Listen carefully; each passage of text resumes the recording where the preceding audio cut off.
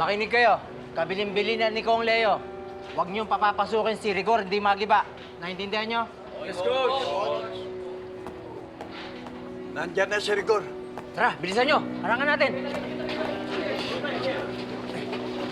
Patangan ninyo ako! Pasensya na, sir. Pero hindi ka pwede pumasok dito. Go! Tumating si Rigor. Tigas talaga ng mukha niya. Dito lang kayo. Emilio, Francis, tara. Ano hindi pwede pumasok? Alam mo ba kung sino kausap mo? Ha? Ako ang ibig na pong Quiapo! Tumipig kayo! Sir, sinabihan po kami na huwag kayong papasukin dito. Pasensya na po. Patadaanin mo ako o ipapakulong kita! Harangan niyo! Ako harap dyan. Tabi! Di ba, Anong sinisigaw-sigaw mo dyan, ha? Wala kang karapatang tumuntong dito sa lugar ko. Padaanin mo ako dahil huhulihin ko yung buganting tinatago mo! Wala kaming tinatago. Nang ano pa kailan mo? Proteksyonan ko lang ang bugo ni Santino sa presensya mo. At alam ko din, binain mo ang sarili mong anak sa police operation nyo. Sibilyan yan, bawal yan!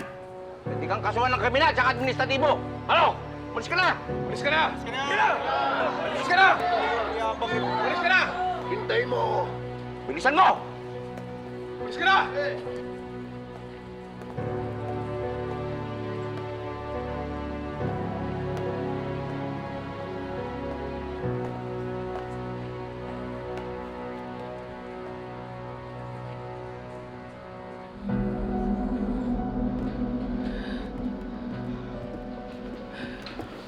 Paalis ko na si Rigor. Halimaw si Rigor. Babalik at babalik yun.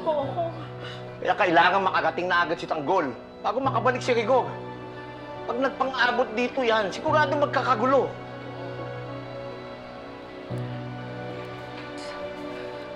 Ano naman ito?